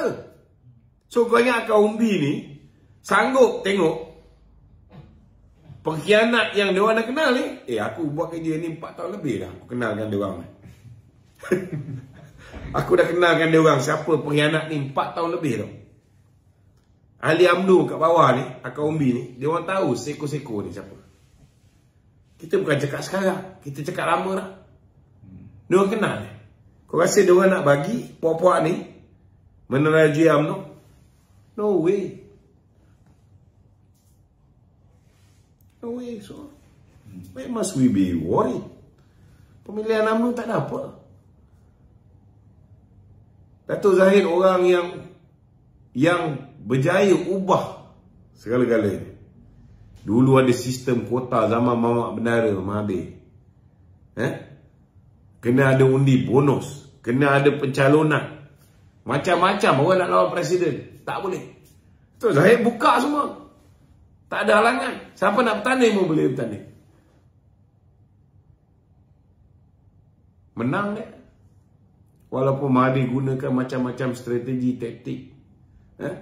Peringkat awal patut 1 lawan 1 dengan Tengku Razali. Lepas tu dibawa masuknya Khairi Jamaluddin. Tak menang juga. Duk sibuk-sibuk nak jadi Perdana Menteri. Kalah juga. Kursi patut boleh menang, Sungai Buloh. Kalah. Itu sebabnya, kena faham. Kerana mulut badan binasa. Nak dapat undi bukan Melayu, nak dapat undi daripada geng PH untuk sokong dia, gunalah cara apa pun. Tapi janganlah kata UMNO parti sesat. Kau ingat orang UMNO, orang Melayu ni tak ada rasa perasaan, tak marah dengan kenyataannya. Kita pun ada feeling juga. We are in an election. Kita dalam satu peperangan. Tiba-tiba jeneral-jeneral kita yang bantai kita punya presiden. Apa benda? Kita sepatutnya cannon kita tu ke arah musuh kita.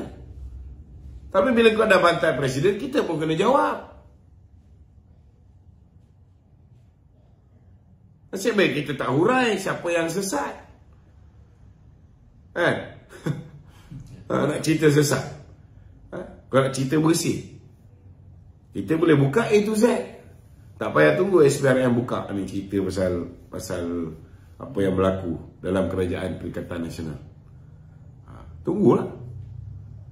Tak payah tunggu pun. Kita pun boleh buka banyak benda. Tapi kita mengenangkan kita bertanding atas parti yang sama. Fokus kita patut lawan musuh kita. Tetapi 5-6 hari sebelum pilihan raya, dia membantu musuh kita burukkan imej presiden kita.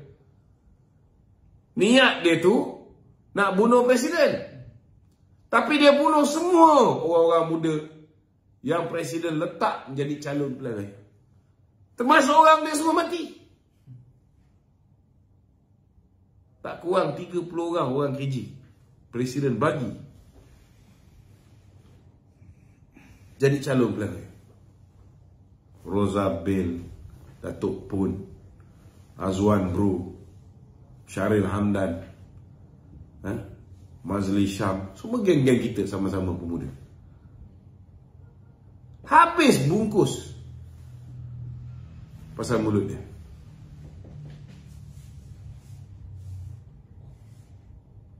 Pembaruan apa yang dia nak buat? Pembaruan apa? Beritahu. Dia nak jadi presiden ke timbalan ke? Okey, sekarang beritahu. Buat wawancara.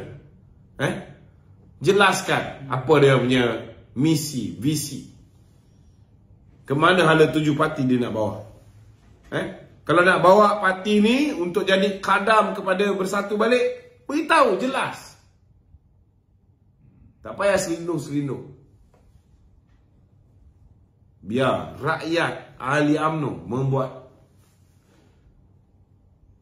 ulasan dia sendiri. Membuat pilihan dia. Okey. Okey tak. Ini soalan orang tanya tu pasal muafakat nasional tu Kenapa ianya ditubuhkan dan kenapa dia tak terus join, terus bersatu ke PAS ke tu Dia macam ni, okey, kita kena faham muafakat nasional ni sepatutnya didaftarkan untuk UMNO dengan PAS. Wujudkan satu pertubuhan politik. Kita dah ada kerjasama dengan PAS dipanggil tahun. Belum sempat bertahalusiasi, duduk di dalam satu buah pakatan politik. Rupa-rupanya dah ada orang yang pergi register senyap-senyap. Cuma dia register tu atas nama pertubuhan. Bolehlah convert menjadi parti, tak ada masalah. Boleh convert tu, tak ada masalah. Cuma dia macam ada niat tak baik lah bila benda tu dibuat senyap-senyap. Bila kita nak mendaftarkan muafakat nasional, tak boleh. Itu yang akhirnya orang lain ambil kesempatan daftarkan Perikatan Nasional. Nampak? So kita kena faham bahawa muafakat nasional yang ada hari ini, yang dipimpin oleh Anwar Musa, bukan kerjasama UMNO dengan PAS. Tak ada dah. Yang itu dah mati. Kerjasama UMNO dengan PAS dah mati. Yang ada hari ini NGO Anwar Musa. Bila dia dah tak ada parti, dia kena ada satu wadah perjuangan. Maka dia gunakan NGO ini sebagai platform dia, tarik orang UMNO, dia masukkan orang PAS sikit, masukkan orang bersatu sikit, duduk dalam satu ni.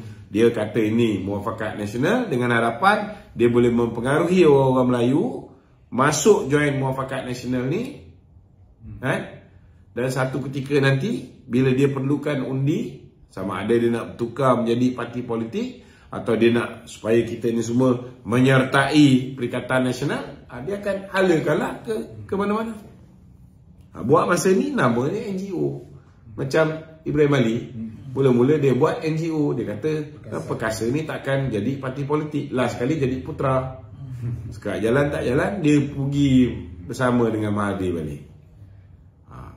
Habis, hilang Putranya, tinggal GTA. Satu deposit pun tak dapat. Ini kena faham. Okey? Okey tu. Ada segelintir tu Dia kata Perdana Menteri perlu berani terima kritikan, bukan mengugut guna tindakan guaman dan sebagainya tu. Siapa? Ada orang kata lah tu. Dia macam ni lah. Kalau kau nak kritik, kau kritik. Tapi kalau kau fitnah, kau kena sedialah kena saman. Betul tak? Kalau takut dengan risiko, jangan bicara tentang perjuangan. Kalau takut di lambung ombak, jangan berumah di tepi pantai. Duduk tepi padang bola saja. Tak ada ombak. Kalau kau dah tahu kau cakap tu benda tak betul, bersiap sedialah kena saman.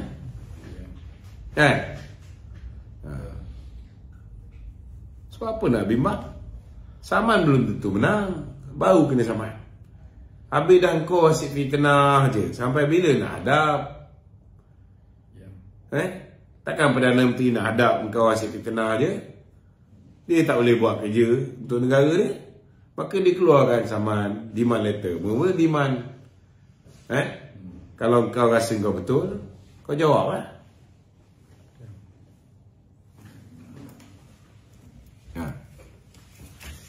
Tu, ada orang tanya pasal status 4 orang Sabah tu. Apa status sekarang tu Status dia. Status ahli parlimen Sabah tu. Status ahli parlimen? Status ahli parlimen Sabah tu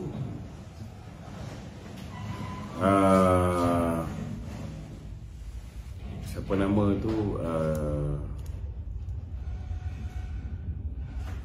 Bersatu Sabah tu dipanggil apa nama? Bekas Menteri Pertanian tu. Pendek-pendek apa nama? Tak ingat tu. Bekas Menteri Pertanian. Siapa nama dia ni? Dia tulis surat minta supaya dikosongkan. Dia tulis surat kepada speaker supaya kursi itu dikosongkan. Sebenarnya 4 orang ini telah pun keluar parti Bersatu pada bulan Oktober. Kita pilihan raya 19 November. Jadi kalau ikut undang-undang, sekiranya seseorang itu bukan ahli parti politik tu sebelum masuk pilihan raya, dan masa pilihan raya pun dia tak pakai lambang dia tak pakai lambang Bersatu pun, dia pakai lambang GPS. Jadi dia masih lagi ahli parlimen. Cuma sekarang ni disebabkan ada pertikaian kerana naib Presiden Bersatu keluar surat minta dikosongkan. Jadi dia ada 2 pihak lah yang boleh memutuskan.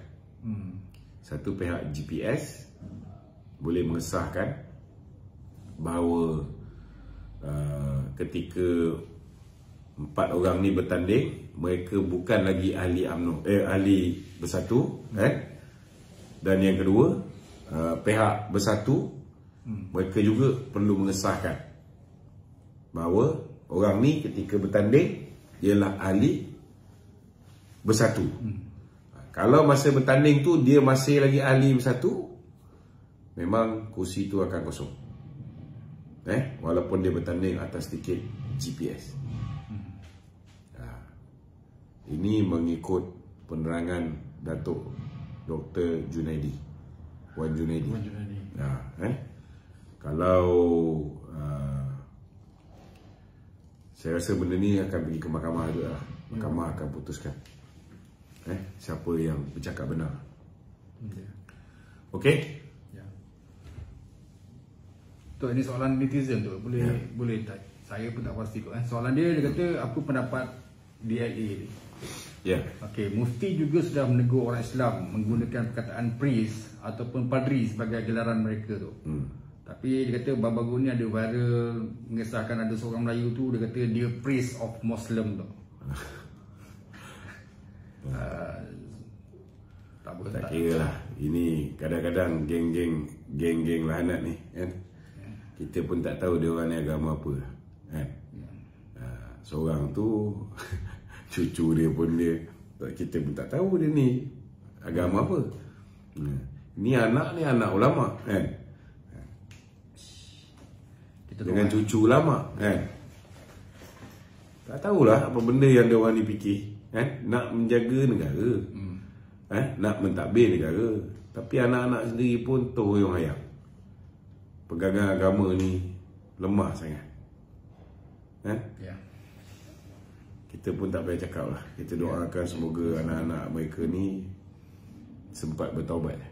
Dan kita pun harap supaya anak-anak kita tak jadi macam anak-anak mereka. Amin. Okey. Untuk last tu ini sebenarnya soalan yang paling popular sekali tu. Dia kata diorang minta Datuk ulas pasal menara KL ni tu. Menara KL. Apa sebenarnya tu dia punya kisah tu. Dia kata dia kena jual, dia kata Menteri kata tak ada, masih lagi kekal. Tak apalah, kita serahkan kepada pihak SPRM untuk siasat. Kita tak boleh mendahului SPRM. Sebab yang tahu sama ada betul tak betul saham ni dijual kepada syarikat yang bermasalah, syarikat yang nak bankrupt, kan? Saya yakin SPRM boleh menjawabnya dengan segera. Kita pun tahu SPRM sudah pun melakukan siasatan. Jadi kita bagi masa sikit.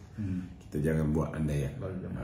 Kita bagi peluang pada Anwar Musa nak keluar kenyataan, nak bertepis, biarkan dia. Tapi kita tunggu pihak SPRM. Kalau dulu ada Muhyiddin boleh melindungi Anwar Musa. Sekarang Muhyiddin dah tak ada. Jadi sekarang ni kalau buat silap, kena ingat lah.